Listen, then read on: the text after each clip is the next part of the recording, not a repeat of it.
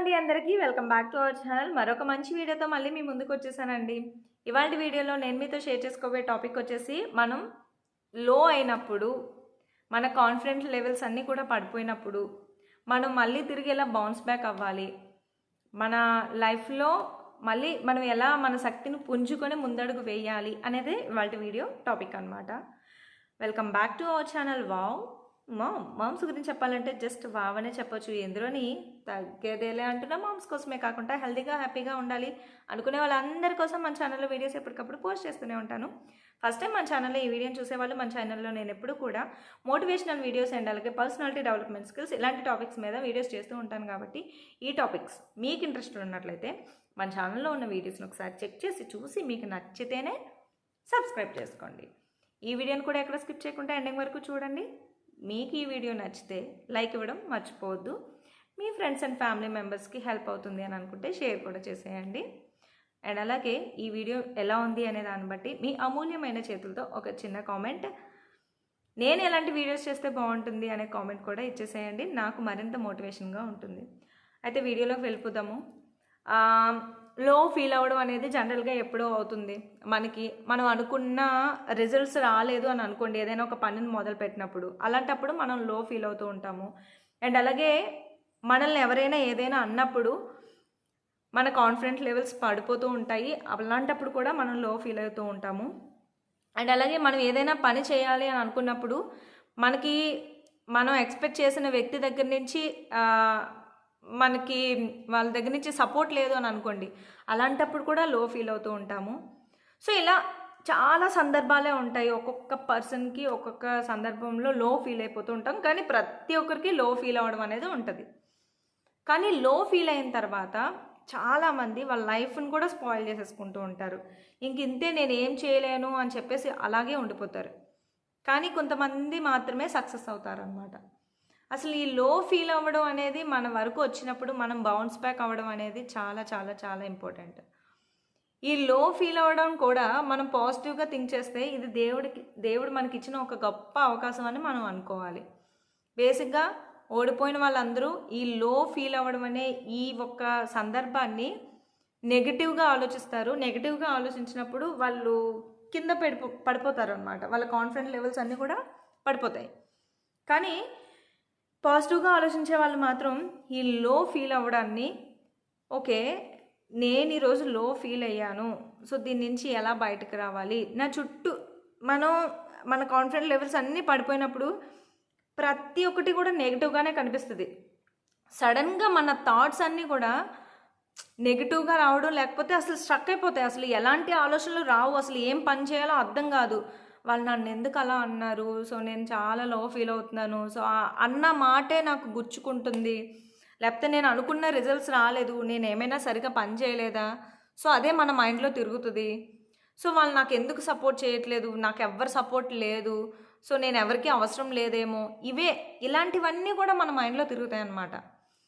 కానీ అలాంటప్పుడు మనం బౌన్స్ బ్యాక్ అవ్వడానికి మన మీద మనకి సెల్ఫ్ బిలీఫ్ ఉండాలి, ఫెయిత్ ఉండాలి మన చుట్టూ ఉన్న ఈ విశ్వం పట్ల. లేదు, నేను ఈ క్షణానికి ఇప్పుడు నేను ఫెయిల్ అయినా మళ్ళీ నమ్మకం ఉంచి వెళ్తా, నాకు ఒక విశ్వాసం ఉంది, నేను ఖచ్చితంగా ముందడుగు వేయగలుగుతాను అని మనం అనుకున్నప్పుడు మన సక్సెస్ ఉంటుంది. సో మరి ఎలా రావాలి మనకు అంత కాన్ఫిడెన్స్ అనేది? సో మన మీద మనకి నమ్మకం ఎలా పెంచుకోవాలి? బేసిక్గా లో ఫీల్ అయినప్పుడు మన చుట్టూ ఎలాంటి అన్ని డోర్స్ మూసేసే ఉన్నాయి, సో నాకు ఏ దారి కనిపించట్లేదు, ఇప్పుడు నేను ఈ శూన్యంలో ఉన్నా, నా ప్రపంచం అంతా శూన్యం అయిపోయింది, ఇంకా అంతగా ఫీల్ అయిపోతాం అనమాట. సో భారం అంతా మన మీదే పడిపోయినట్టు, నాకు ఇంక ఎలాంటి దారులు లేనట్టు. అలాంటప్పుడు కూడా మనకి దారులు మనం వెతుక్కోగలగాలి. సో లో ఫీల్ అవ్వడం అనేది దేవుడు మనకి ఇచ్చిన మన తలరాతని దేవుడే రాసినప్పుడు మనకు కొన్ని పేజెస్ అలా ఖాళీగా వదిలేస్తాడు అని మనం ఎప్పుడు కూడా అనుకోవాలి. ఆ ఖాళీగా ఉన్న పేజీలే ఈ శూన్యం అన్నమాట. సో ఖాళీగా దేవుడు అలా రాయకుండా అలా వదిలేశాడు అంటే దాని అర్థం నీకు నచ్చినట్టుగా రాసుకో అని చెప్పి. సో మనకు నచ్చినట్టుగా ఎలాగైనా సరే రాసుకోవచ్చు. నెగిటివ్గా రాసుకుంటామా పాజిటివ్గా రాసుకుంటామా అనేది మన ఇష్టం.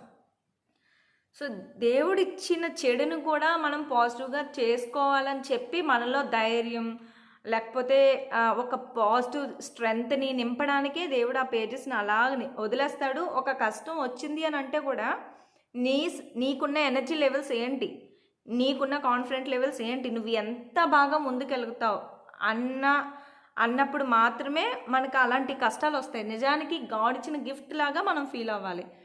ఓకే, ఇప్పుడు లో ఫీల్ అయ్యాను, నేను ఒక శూన్యంలో ఉన్నాను, నాకు అసలు ముందుకు వెళ్ళడానికి నాకు ఎలాంటి ఆలోచనలు రావట్లేదు, నాకు ఎవరు హెల్ప్ చేయట్లేదు అని అనుకున్నప్పుడు మనం ఆ ఖాళీగా ఉన్న వైట్ పేజ్ని తీసుకొని మనకు నచ్చినట్లు మనం రాసుకొని వెళ్ళిపోయాము అని అనుకోండి, అంటే నేను ఈ క్షణానికి ఈ టైంలో నేను ఫెయిల్ అయ్యాను. సో ఇప్పటి వరకు జరిగినవన్నీ నాకు ఒక ఎక్స్పీరియన్స్. ఈ శూన్యం ఏదైతే నేను ఫెయిల్ అయ్యానో అది నాకు మొదటి మెట్టు నా విజయానికి. మళ్ళీ రాసుకుంటా, నాకు నచ్చినట్టు ఇక్కడ రాసుకుంటా, నాకు నచ్చిన కలర్స్ వేసుకుని ఒక అందమైన ఆర్ట్ గీసుకుంటా, ఇదే నా కళల ప్రపంచం అని మనం అనుకున్నప్పుడు మనం ముందుకు వెళ్ళగలుగుతాం. మన మీద మనం నమ్మకం పెట్టుకోవాలి, మన చుట్టూ ఉండే వాళ్ళ మీద కూడా మనం నమ్మకం పెట్టుకోవాలి. బేసిక్గా మనం లో ఫీల్ అయినప్పుడు కూడా, సో ఏదైనా పని చేసినప్పుడు కూడా, పని మొదలుపెట్టినప్పుడు కూడా మనం ఎవరో మనకి భరోసా ఇస్తారు, మన భుజాన్ని వెనుకుండి ఎవరో ఇలా ఇలా ఇలా ఇలా తట్టి మనల్ని ముందుకు పంపిస్తారు అని అనుకోవడం మన భ్రమ. ఎవ్వరూ రారండి, మనకి ఎవరు రారు. మన చుట్టూ ఉన్నవాళ్ళు జస్ట్ కొంత సమయం వరకు మాత్రమే మనకి చెయ్యి అందించగలుగుతారు, వాళ్ళైనా సరే, కానీ వెంటే ఎవరూ రారు. సో ఒక టైం వచ్చాక, ఒక ఏజ్ పెరుగుతున్న కొద్దీ మనకి మనమే ఇలా ఇలా తట్టుకోవాలి, మనకి మనమే నెట్టుకొని ముందుకు వెళ్ళాలి.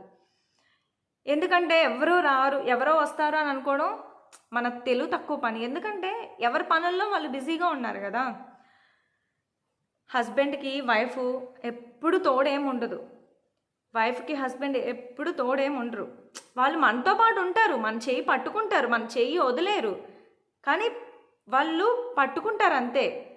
కానీ మనల్ని లాక్కుని వెళ్ళి సక్సెస్ వైపుగా అడుగులు వేయించలేరు కదా. మన చెయ్యి పట్టుకుంటారు, మనం ఏదైతే చేయాలనుకుంటున్నామో అప్పుడు మనకి జస్ట్ పట్టుకుంటారు అంతే. సో అది మాత్రమే మనం కోరుకోవాలి, అంతేగాని మన వెనకాతలే రావాలి. ఎందుకు రావాలి? వాళ్ళకంటూ ఒక లైఫ్ ఉంటుంది కదా, వాళ్ళకంటూ కొన్ని గోల్స్ ఉంటాయి కదా, వాళ్ళకంటూ కొన్ని ప్రయారిటీస్ ఉంటాయి కదా. సో అవి వాళ్ళకి ఉన్నాయి కాబట్టి మనతో రారు. మనమేమనుకుంటామంటే ఎల్లప్పుడూ మనతో ఉండాలి, నాకు చేయూతనివ్వాలి, సో నా కోసం ఉండాలి. సో ఇది మనం ఫస్ట్ మైండ్లోంచి తీసేయాలి. మన తలరాతిని మనమే రాసుకోవాలి. వాళ్ళ నుంచి మనం ఎంత సహాయం కోరుకోవాలంటే ఇంత మాత్రమే కోరుకోవాలి, అంతవరకే వాళ్ళు మనతో ఉండాలి అని మనం అనుకోవాలి. ఆ తర్వాత కూడా రావాలి. నేను యూట్యూబ్ ఛానల్ పెట్టాను, నాకు వ్యూస్ సరిగా రావట్లేదు, మా హస్బెండ్ సపోర్ట్ ఇంకా ఉంటే బాగుండేమో. ఇంకా ఎందుకు ఉంటుంది? అసలు నువ్వు ఈ వీడియోస్ పెట్టడానికి అతను నీకు సపోర్ట్ చేశారు, ఇంకా ఉండాలి అని అనుకోవడం నీ భ్రమే కదా. సో ఎంతవరకు వస్తారు? నీకు సపోర్ట్ ఎంతవరకు ఇచ్చారంటే నువ్వు ఒక యూట్యూబ్ ఛానల్ పెట్టుకో, నువ్వు ముందుకు వెళ్ళు అని చెప్పేసి అన్నారు. సో నీ సాయశక్తిలా ఎలాంటి వీడియోస్ పెడితే బాగుంటుంది, ఎంత బాగా ఎడిటింగ్ చేసుకుంటే బాగుంటుంది, ఇవన్నీ నీ స్కిల్స్ అన్నీ పెట్టి, నీ ఎఫర్ట్స్ అన్నీ పెట్టి సక్సెస్ అవ్వాల్సింది నువ్వు. ఒకవేళ ఎక్కడైనా శూన్యంలో పడిపోతున్నావు, నువ్వు లో ఫీల్ అవుతున్నావు అని అంటే బౌన్స్ బ్యాక్ అవ్వాల్సింది నువ్వు. ఎందుకు లో ఫీల్ అవుతున్నాను? వ్యూస్ సరిగా రావట్లేదు కాబట్టి లో ఫీల్ అవుతున్నాను. ఎందుకు వ్యూస్ సరిగా రావట్లేదు? మేబీ ఏమైనా మిస్టేక్స్ ఉన్నాయేమో, మేబీ కాంపిటీషన్ చుట్టూ ఎక్కువగా ఉంది కాబట్టి రావేమో, కొన్ని రోజులు ఆగు, టైం పడుతుంది అని నీకు నువ్వు ఇలా వెన్ను తట్టుకోవాలన్నమాట. సో నేను లో ఫీల్ అయినప్పుడు కూడా నాకు ఎవరైనా భరోసా ఇస్తారంటే ఎవరిస్తారు? వాళ్ళ పనుల్లో వాళ్ళు బిజీగా ఉన్నారు కదా. పిల్లలు స్కూల్కి వెళ్ళిపోతారు, బిజీ లైఫ్ స్టైలు. సో వాళ్ళు ఎలా బిజీగా ఉన్నారనుకో, నువ్వు అలా బిజీ అయిపోతే మేబీ ఎప్పుడోకప్పుడు నువ్వు అనుకున్న మంచి రిజల్ట్స్ వస్తాయి. అంతేగాని నేను లో ఫీల్ అవుతున్నాను, అంతా అయిపోయింది, నాకు అసలు వ్యూసే రావట్లేదు, వాళ్ళకి వీళ్ళకి అందరికీ వస్తున్నాయి, ఇది కరెక్ట్ కాదనమాట. నీ మీద నీకు నమ్మకం ఉందా? నువ్వైతే అడుగు పెట్టావు కదా, ఏ నమ్మకంతో నువ్వు ముందడుగు వేసావు? యూట్యూబ్ అనేది నాకు ఇందులో సక్సెస్ ఉంది అనే నమ్మకంతో నువ్వు ఎలా అయితే అడుగులు వేసావో, అదే నమ్మకంతో, అంతే విశ్వాసంతో నువ్వు ఇంకా ఎఫర్ట్స్ పెడితే ఏదో ఒక రోజు కంపల్సరీ నీకు మంచి రిజల్ట్స్ ఉంటాయి. దేవుడు ఈ దేహాన్ని ఇలా తయారు చేసినప్పుడు, ఈ తినడానికి నోరు ఇచ్చినప్పుడు, ఫుడ్ కూడా మన కళ్ళ ముందు ఉంటుంది, వస్తుంది మన దగ్గరికి. మనం వెయిట్ చేయాలి, దానికోసం పాకులు ఆడాలి. అంతేగాని మనం కంగారు పడిపోకూడదు, లో ఫీల్ అయిపోకూడదు. సో దానికి తగ్గట్టుగా మనము పని చేయాలి. అప్పుడే మనం అనుకునే రిజల్ట్స్ అనేవి మన దగ్గరకు వస్తాయి అన్నమాట.